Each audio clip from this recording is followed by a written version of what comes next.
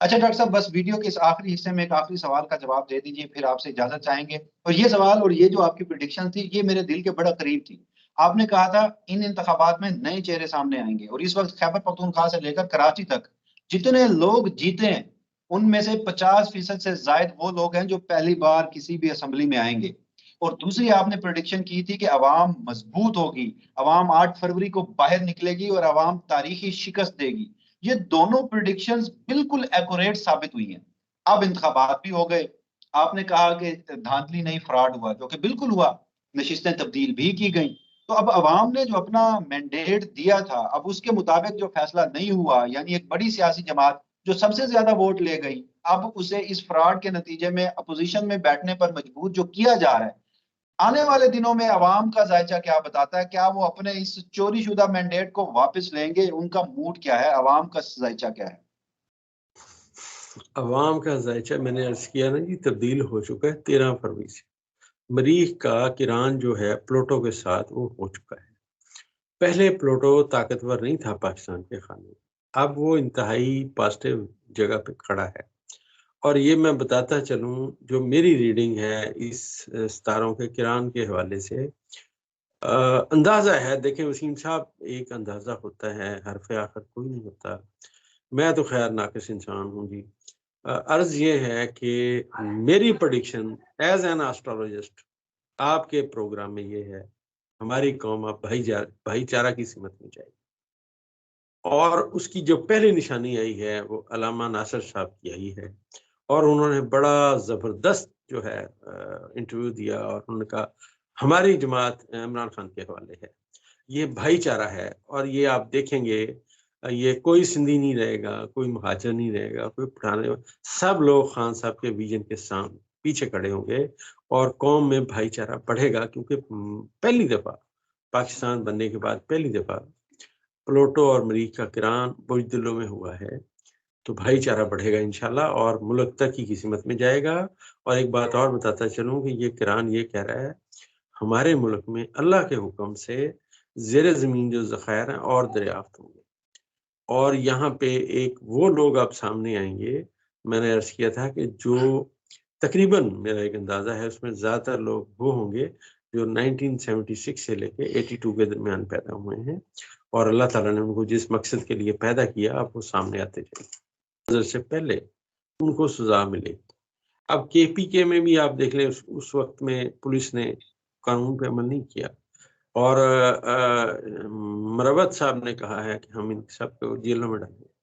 ये हमारी उसी प्रेडिक्शन का एक हिस्सा है। तो अभी देखते हैं आगे, लेकिन मुझे नहीं लगता कि इनसे गवर्नमेंट चल सकेगी। और वैसे भी अक्ल अगर ये करें तो फजल रहमान साहब का मशवरा ठीक है, इन्हें अपोजिशन में बैठना चाहिए। जिसके जो जीता है, जिसको अवाम ने वोट दिया है, उसको ये इख्तियार दें, और माने कि हाँ जी हमारे बंदे गलत जीते हैं, कोई फर्क नहीं पड़ता। इससे तो बड़ी दिलेराना बात है।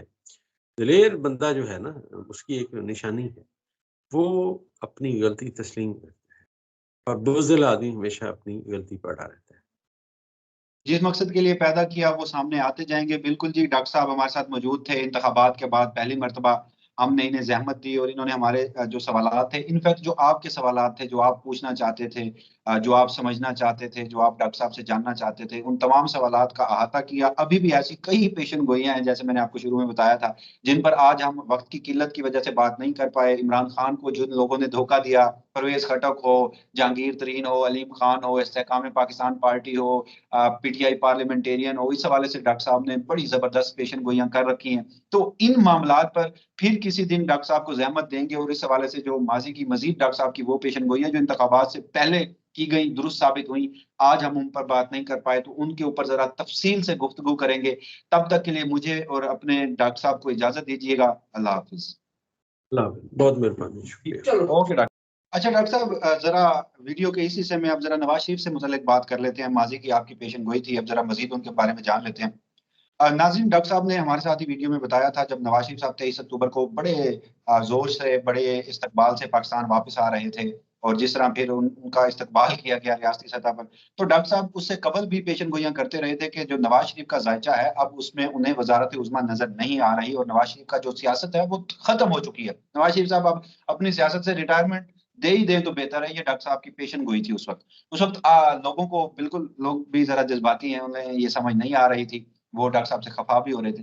लेकिन फिर देखा हमने, वक्त गुजरा, इलेक्शन हुए, अब नवाज शरीफ साहब किसी से बातचीत नहीं कर रहे, नवाज शरीफ साहब वजारत उज़्मा के उम्मीदवार नहीं है।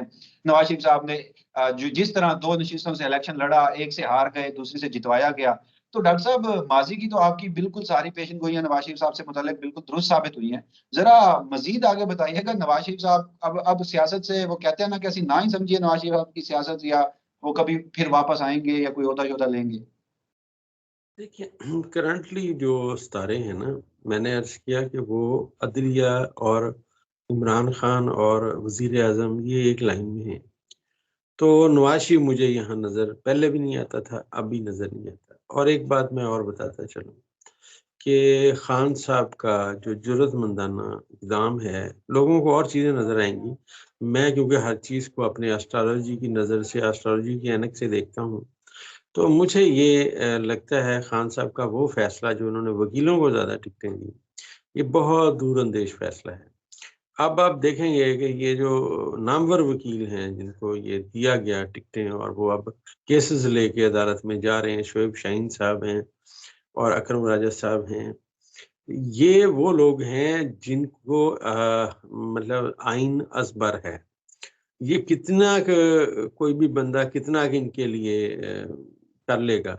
ठीक है, 18 को 19, 19 को 20 हो जाता है, मैं मानता हूँ, 21 को 20 भी हो जाता है। लेकिन ये जो 5,000 को उठा के 20,000 नहीं किया जा सकता। आप थोड़ा वेट एंड वॉच वाली पॉलिसी रखिए। अदलिया, फिर मैं कह रहा हूँ, फिर मैं अर्ज़ कर रहा हूँ, बड़े स्ट्रॉन्ग फैसले करेगी। और ये जो खोई हुई नशिस्तें हैं, इंशाल्लाह इसके वापस आने का सिलसिला शुरू होगा और इनके पाँव के नीचे से जो ज़मीन है, असल में वो सिरक रही है। और आप ज़रा गौर कीजिए कि ये सोशल मीडिया का दौर है और पहले बिलावल भुट्टो क्या कहते रहे हैं। यहाँ मुझे दोस्तों ने कहा, हमारे कुछ अपने इस फ़ील्ड से, उन्होंने कहा जी बिलावल भुट्टो वज़ीर-ए-आज़म बन रहा है। मैंने कहा यार उसके ज़ायचे मुझे तो नहीं लगता कभी बनेगा। ख़ैर हो सकता है, मैं गलत हूँ भाई, मैं कोई हर्फ़ आख़िर थोड़ा हूँ। लेकिन आज देखिए, जो इन्होंने स्पीच की, उसके बाद जो पीपल्स पार्टी है वो एक साइड पे हुई। वो कही साथ आपका देंगे और साथ दे के हम बैठेंगे आपके साथ नहीं, मतलब होंगे आपके साथ, वज़ारतें नहीं रहेंगी।